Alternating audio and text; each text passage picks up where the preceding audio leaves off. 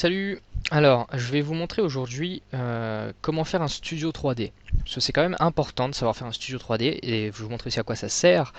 Euh, les studios 3D, les studios 3D, excusez-moi, on va dire c'est une scène. Alors, comme ce truc-là, là. Alors, j'ai complètement zappé ce nom. Alors, ça existe aussi dans les studios de photographie. On s'est directement inspiré de ça pour faire des studios 3D. J'ai complètement zappé son nom. Alors, si vous vous souvenez du nom de ce truc, mettez-le en commentaire, j'aimerais bien retrouver ce nom. Donc pour l'instant je vais l'appeler truc, hein. Donc c'est ce truc là qui va nous permettre en fait, alors je vais vous montrer les images, Euh, enfin j'explique, qui va nous permettre en fait d'avoir une scène crédible malgré le fait qu'il n'y ait rien dans notre scène. Un studio 3D c'est aussi des paramètres d'éclairage déjà préfaits, c'est-à-dire c'est vraiment des paramètres qu'on réutilise à chaque fois. Alors moi ce studio là et ces paramètres que je vais vous montrer, je l'utilise pour les moments où ma caméra est fixe et où j'ai pas de décor en fait, juste un objet à mettre en valeur. Donc je vais vous montrer donc en image ce que ça donne. Alors, je vais vous montrer à quoi sert un studio 3D. Alors voilà concrètement la scène que j'ai en fait à la base. Donc tout simplement un sol et un objet. Donc là pour le coup c'est Suzanne. Vous voyez que c'est vraiment pas beau. Il y a des soucis d'éclairage. Et le plus gros souci déjà c'est ce fond là. On voit le plan qui dépasse. Alors bon, il y en a qui vont essayer de de faire un scale sur ce plan au maximum, mais au bout d'un moment on peut plus. Il y a un clipping qui se met en place, ce qui fait qu'on ne peut plus de toute façon remplir toute la caméra avec notre plan. Donc il faut trouver un petit subterfuge. Alors le subterfuge il est simple, c'est justement le truc. Alors j'ai oublié le nom, alors si vous l'avez, comme je vous dis, écrivez-le parce que j'aimerais bien le retrouver, qui va nous permettre, vous voyez, d'avoir une scène sans voir le vide quoi. Donc là on a. Alors pourquoi est-ce que c'est un peu arrondi? C'est pour mieux diffuser la lumière. Alors je vais vous montrer comment faire ça, c'est super simple. Mais là on a toujours un problème, c'est au niveau de l'éclairage. Alors un studio 3D ça comprend aussi des paramètres d'éclairage. Donc je vais vous donner mes paramètres à moi. Après bon il y a plein de façons de faire, mais bon c'est pour vous expliquer un peu le principe. Et une fois les paramètres d'éclairage faits, ça donne ça. Donc vous voyez, ça c'est mon studio par défaut. C'est ce que j'utilise à peu près dans toutes les scènes où je n'ai pas de décor, où j'ai qu'un objet à mettre en valeur, même s'il doit être animé, si la caméra ne bouge pas. Donc voilà. Alors je vais vous montrer comment faire ça, c'est vraiment simple. Alors j'utilise aussi autre chose en plus, comme dans mon studio par défaut, c'est-à-dire que je rajoute un compositing déjà par défaut dans mon studio, mais je peux pas vous le montrer maintenant. Je vais d'abord continuer les tutos sur le compositing euh, pour vous montrer en fait ce que je rajoute dedans, mais vous le verrez dans les tutos de compositing. Ok, alors comment paramétrer ça? Et déjà bon, je vous montre comment ça fonctionne. Alors vous avez trois lampes. La lampe qui simule une lumière, on va dire de jour. Alors, tout dépend de la couleur que vous injectez dedans. Moi, habituellement, j'injecte de l'orange. Donc ça simule une lumière de jour. Une lampe qui simule la lumière ambiante. Alors pourquoi est-ce qu'on a besoin d'une lampe qui simule la lumière ambiante? C'est tout simplement pour pas avoir d'ombre, comment dire, pour casser un peu les ombres. Parce que vous voyez, regardez, enfin, même sans l'éclairage, l'ombre est nette, elle est noire. Donc non, il faut casser un peu l'ombre. Donc j'utilise une ombre, donc une lampe qui simule la lumière ambiante, donc ça va injecter une couleur dans cette ombre. Habituellement je mets du bleu. Et puis une fill light, ça s'appelle, c'est une ombre qui va délimiter les rebords en fait de mon objet en ajoutant du spécular. En fait il va mettre du spécular mais que sur mon objet lui. Alors là pour le coup c'est pas terrible pour cet objet là, mais c'est très pratique pour des objets assez complexes, parce que ça rajoute un petit spec sur le rebord des objets. Donc on voit mieux la modélisation, on voit mieux le détail de l'objet. Et cette lampe, évidemment, ça sera la seule qui projettera de l'ombre avec un paramètre important ici à augmenter pour pouvoir avoir une ombre crédible. Parce que, encore une fois, regardez, ici j'ai une ombre qui est nette, qui est tranchée. C'est pas à ça que ça ressemble une ombre. Moi, je veux voilà, une ombre un peu floutée comme ça. Donc voilà. Alors ça, c'est mes paramètres standards. Aussi, je rajoute toujours, juste pour gagner du temps, un lien entre ma caméra et un objet vide pour que juste en déplaçant ma caméra, je puisse tourner autour de cet objet. Donc replacer bien ma caméra en fonction de l'objet, vu qu'il n'y a qu'un seul objet dans ma scène. Donc c'est vraiment un studio pour un seul objet, hein. Donc vu qu'il n'y a qu'un seul objet dans ma scène, donc je peux tourner autour. Voilà, et avec cet objet vide, je peux aussi décider où est-ce que va regarder ma caméra. Bref, ça c'est mon studio à moi. Alors, je vais vous montrer comment le faire. Je vais tout simplement tout supprimer. Ou faire une scène par défaut, tiens, allez hop, nouveau. Voilà. Alors, il va juste me falloir Suzanne quand même, parce que c'est l'objet que je vais utiliser. Ou je vais le faire avec le cube, tiens. Voilà, GZ1. Voilà, donc j'ai un cube. Je fais mon sol. Voilà. Je vais déjà, en passant en perspective comme ça, caler ma caméra sur l'angle que je veux par rapport à, voilà, sur mon cube, l'angle que je voudrais avoir. Donc on va dire que je veux ça, voilà, donc CTRL ALT 0, hop, je cale ma caméra, voilà. Alors ce sol déjà, je vais le déplacer un petit peu par là. Alors je peux essayer, bon non, le plus simple, c'est simple, hein, je vais faire un gros scale comme ça, voilà. Donc je l'élargis bien comme il faut. Je me mets en vue de côté et je vais faire justement le truc. Alors à chaque fois que je vais dire truc, j'espère que vous visualisez bien de quoi je parle. Alors, je vais me mettre en vue de côté. Enfin d'abord, je vais passer en mode edit, sélectionner cette arête là, me mettre en vue de côté. Et je vais faire juste 3 extrusions. Donc une comme ça, voilà, une comme ça. En fait, je donne petit à petit une forme arrondie.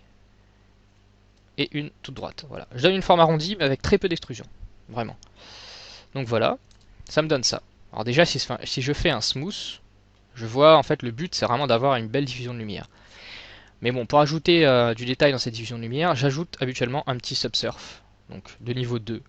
Alors on peut pousser dans le niveau, mais bon, après c'est pas la peine, je pense, de trop booster non plus. Allez, pour le fun, là on va mettre 3. Voilà. Donc là, j'ai mis en place le truc. Voilà. J'ai fait un petit rendu, hop. Donc voilà ce que j'ai. Alors c'est bien, du coup maintenant je ne vois plus le monde, enfin je vois plus l'univers, je vois plus que je suis dans un univers 3D et que en fait c'est vide. Donc j'ai vraiment quelque chose pour combler. Maintenant j'ai des problèmes un peu avec mes lumières, donc je vais mettre en place ces lumières. Alors je vais me mettre en vue de dessus. Parce que maintenant que j'ai choisi la position de ma caméra, je vais placer une lumière proche de la caméra, en fait à la droite de la caméra. Vous voyez, hop. Celle-là, ça va être une lumière donc d'une puissance de 1 pour l'instant, hein, on va rester voilà, et un peu orangée. Voilà. Elle va envoyer des ombres. Alors je fais F12. Vous voyez, elle envoie effectivement une ombre, mais une ombre qui est trop marquée. Alors ici dans Shadow, j'ai Sample, dans Sampling. Je vais vous montrer comment ça fonctionne. Alors si je fais un sample de 2, alors je vais changer d'image, hop, F12. Vous voyez, il me floute cette ombre. Mais c'est vraiment, vraiment, vraiment moche. Alors plus je vais augmenter le sample en fait, et moins j'aurai de grains dans cette ombre. Donc moins elle sera noisy comme ça, moins j'aurai de grains tout simplement. C'est pas qu'elle sera moins floue, c'est qu'il y aura moins de grains. Enfin je vais vous montrer. Là je vais volontairement faire un sample de 10, chose à ne pas faire parce que c'est beaucoup trop. Mais je vais le faire. F12. Vous voyez, là effectivement j'ai une ombre qui est floutée, mais sans grains. Donc là vraiment c'était très moche ici. Et là je perds du grain. Mais c'est mieux que ça, quoi qu'il arrive, là vous voyez. Voilà. Alors moi habituellement mon paramètre c'est 4. Puisque j'estime que 4 c'est plutôt bien. Et puis enfin c'est un bon rapport qualité et temps de rendu quoi. Après vous pouvez très bien faire, ça dépend, des fois j'oscille entre 4 et 8 en fait. Donc des fois vous pouvez très bien aller à 8 si vous avez envie. Mais là déjà c'est quand même plus gourmand. Donc on peut trouver un petit compromis à 6 en fait. Voilà. Donc je vais laisser ça à 6. Donc voilà en fait pour le problème d'ombre marquée. Alors, maintenant cette ombre est trop noire. Parce qu'une ombre c'est pas complètement noir, il y a forcément une lumière ambiante. Alors, ça doit vous rappeler quelque chose quand je dis lumière ambiante. Ça doit vous rappeler l'ambient occlusion qui est ici dans Word, ambient occlusion. Alors effectivement, c'est un paramètre qui peut aider. Alors on va pas le mettre trop fort, on va mettre 0,2. Alors je vous montre ce que ça donne, F12. Donc effectivement, elle dissout un peu cette ombre. Juste dans le sample ici, je reviens à 4. Parce que trop, vraiment, si je fais 4 tout le temps, en fait, c'est pas pour rien. C'est vraiment 6, c'est trop déjà. Alors hop. Évidemment, elle dissout un peu l'ombre, c'est vrai. Mais moi, j'évite de l'utiliser comme ça. Parce que le problème, c'est qu'elle va aussi dissoudre mes lumières. Donc, je vais jouer avec l'occlusion à la fin. On verra ça après. En fait, pour gérer ce problème d'ombre, j'ai tout simplement rajouté une autre lumière. Alors, Shift D, à l'opposé. Voilà. Qui, elle, alors je donne un paramètre de lumière, sera légèrement moins puissante. Donc, si ma lumière de jour était à 1, je vais mettre ça à 0,8. Voilà. Et qui a une teinte bleue. C'est habituellement la couleur que j'utilise. Encore une fois, c'est quelque chose de très personnel. Hein. Ça, c'est mon studio. Donc à vous de voir ce que vous souhaitez. Mais moi, je l'aime bien comme ça. Une teinte bleue, parce que je décide que la lumière ambiante, ben c'est bleu. Parce que je pars sur la base où mon studio est dehors en plein jour, donc j'ai le soleil et j'ai le reflet du ciel, tout simplement, la lumière qui vient du ciel. Donc bleu. Non, et surtout, je coche No Shadow pour pas qu'il projette d'ombre. Parce que je ne veux pas de double projection d'ombre, ça serait pas crédible. Donc No Shadow. Et là, F12. Et vous voyez, voilà. J'ai enlevé j'ai dissous cette ombre très facilement. Alors là je vois que d'ailleurs ma lumière du jour n'est pas assez forte par rapport à la lumière ambiante. Donc en fait la lumière ambiante je vais la descendre à 0,6. Voilà. Donc hop. Voilà, c'est pas mal. C'est pas mal, mais peut mieux faire évidemment. Ok, donc là déjà au niveau de la lumière, j'ai quelque chose de plus crédible. Au niveau du fond déjà, j'ai quelque chose de plus crédible. J'ai tout pour faire une image plus crédible, quoi. Maintenant, j'ai pour habitude, alors sur un cube ça va pas trop se voir, mais j'ai pour habitude de rajouter ce qu'on appelle la fill light. En fait, c'est une lampe donc qui va détourer un peu les contours de notre objet avec un spécular. Donc, hop, la fill light se place, alors Shift D, juste en face de la caméra, derrière l'objet. Mais derrière l'objet, pas au-dessus ou voilà, vraiment derrière. Voilà, mon objet est assez petit, donc la fill light, ça va pas être super. Alors, elle est toute blanche et elle est légèrement plus puissante que la lumière du jour. Oui. Donc je vais mettre 1.2. F12. Voilà. Mon problème maintenant, c'est que je ne veux pas que ma fill light éclaire en fait mon studio. Alors pour ça, c'est très simple. On a ici dans le paramètre de la lampe un paramètre qui s'appelle This Layer Only. Autrement dit, la lampe va affecter uniquement les objets du calque dans lequel elle est. Donc, si on ne veut pas que ça affecte le studio, il suffit de mettre le studio dans un autre calque. Donc, move. Hop, voilà. Et là, maintenant, je vais cocher donc, pour cette lampe uniquement This Layer Only. Voilà. Et maintenant, j'affiche les deux avec Shift, F12. Et là, vous voyez que la fill light n'éclaire plus mon studio. Donc voilà. Alors bon, évidemment, sur le cube, on voit pas trop l'utilité de la fill light. Hein. Je suis désolé. Mais bon, après, pour l'avoir utilisé, je réutiliserai très souvent aussi ce studio pour des tutos. Je peux vous garantir que ça marche plutôt bien. Après, chacun a sa recette. Ok, donc voilà. Et moi, habituellement, ce que je rajoute en plus, c'est une petite ambiante occlusion, mais en multiply. C'est-à-dire que je ne veux pas. Alors déjà, ce que je vais faire, je trouve que la scène est trop sombre, par exemple. Et ben, je vais maintenant tout faire, mais en gardant le même ratio. C'est-à-dire que là, par exemple, j'ai 1. Moi, je vais faire, hop, x2. Ici, x2. Et ici, pareil, donc, x2. Alors, il y a une possibilité aussi d'avoir un custom property ici, quelque part, dans ce menu, ou tout simplement en bas, qui nous permet de modifier en fait le ratio sur toutes les lampes en même temps. Mais c'est assez complexe, ça met en place des choses que je vous ai pas encore montrées, qui s'appellent les drivers. Donc j'ai pas envie de vous inquiéter avec tout ça maintenant. Donc on fait sur chaque lampe. Donc voilà, donc là j'éclaire un petit peu plus. Et pour ajouter de l'occlusion, donc je disais, je vais ici dans Word, Ambient Occlusion. Mais si je le mets en Add, il va m'ajouter de la lumière. Donc ça éclaire d'autant plus. Et il va me diluer mes couleurs. Bon, c'est vous qui voyez ce que vous voulez, hein, mais moi je le fais jamais. En fait, ce que je fais, c'est que je le mets tout simplement en multiply. Après, bon, je dis que je le fais jamais, mais c'est pas vrai. Tout dépend en fait de la scène que j'ai à faire et de l'ambiance que je veux. Mais bon, là, juste pour un studio standard, je le mets en multiply en 0,2. Et en fait, vous voyez, ça va me rajouter des ombres d'occlusion. Mais où elles sont? Où sont-elles plutôt? Elles sont nulle part, parce que j'ai un cube et mon objet n'a pas assez de relief, on va dire, pour, pour avoir des ombres d'occlusion. Donc je vais changer cet objet pour Suzanne. Alors hop, je retourne dans ma vue 3D, supprimer ce cube, et ajouter tout simplement Monkey, donc Suzanne, donc vue de côté, aligner un peu pour la poser sur le sol en fait, voilà, donc un petit scale quand même, voilà. Du coup je peux remonter un peu ma fill light, voilà. Un petit subsurf, subdivision surface, 2-2, un petit smooth et un petit rendu. Donc voilà. Et les ombres d'occlusion en fait c'est ce que vous avez ici. Alors je vais vous l'enlever, j'enlève l'ambiance d'occlusion, F12.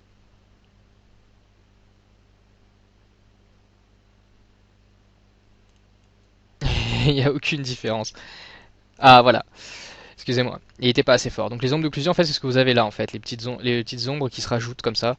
Alors, le fait de mettre en multiply ou en add, en fait c'est une différence qui est très simple.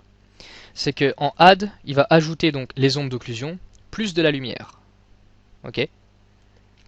Mais en multiply, il va ajouter que l'ombre. Donc quand on se met en add et qu'on augmente le facteur à 1, ça veut dire qu'on aura un max de lumière. On aura nos ombres, mais un max de lumière. Et nos ombres pas très fortes, forcément, parce qu'on a un max de lumière. Mais si on a le facteur à 1 en multiply, c'est-à-dire qu'on a un max d'ombre. Donc on intensifie uniquement les ombres qu'on a en multiply. Donc on peut gérer en fait sur l'intensité de ces ombres. Là je me mets par exemple 39, alors je vais changer, je vais mettre sur le troisième, F12. Voilà. Et voyez, entre 0,39 et 1, je vais vous montrer. Voilà, ça c'est à 1. Et ça, c'est à 0,39. Donc vous voyez, comme ça vous pouvez gérer votre ombre d'occlusion. La force des ombres d'occlusion. Donc voilà. Donc voilà à peu près les paramètres que moi j'utilise. Alors un petit plus quand même que j'aime bien avoir parce que sinon ça me saoule de tout le temps bouger ma caméra. Je sélectionne mon objet, concerné, je fais Shift C, Shift S pardon, Cursor to Selected, et j'y ajoute en fait juste un empty que je scale, voilà. Je prends ma caméra, puis l'empty, je fais CTRL T, Track to Constraint.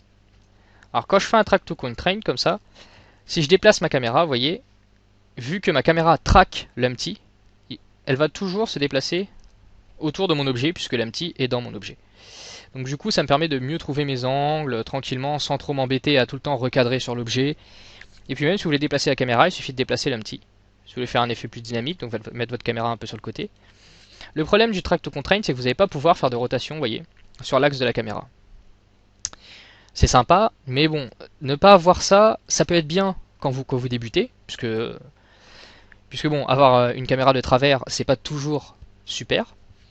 Mais bon, si vous voulez plus de contrôle, le mieux. Alors je vais prendre ma caméra, je vais faire Alt T, Clear Track, voilà, et je vais refaire en fait CTRL T.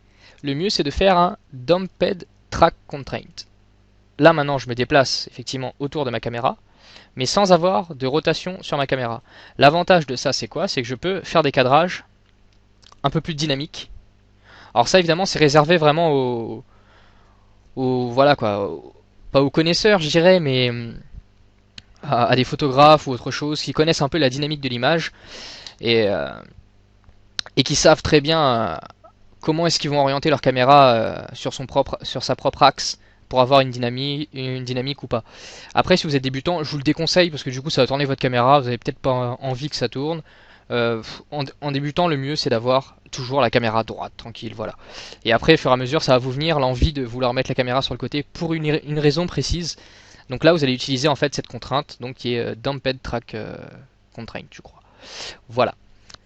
Alors je vois d'ici les gens en train de se dire, oui, bah, c'est bien beau son truc, mais c'est moche. Je sais pas pourquoi je sens qu'il y en a de toute façon qui vont penser ça, puisque oui, c'est vrai, c'est moche. Mais il faut savoir que le studio, il n'est pas là pour vous faire un beau rendu, il est là pour vous aider à mieux contrôler votre rendu. Alors quoi qu'il arrive, là, tel que c'est plus beau que sans. L'éclairage est là, il y a des nuances de couleurs dans l'objet, donc déjà ça rajoute du détail.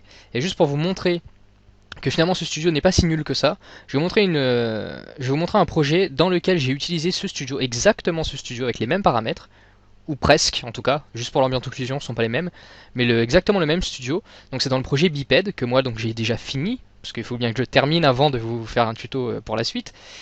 Donc je vous montre, c'est exactement le même studio.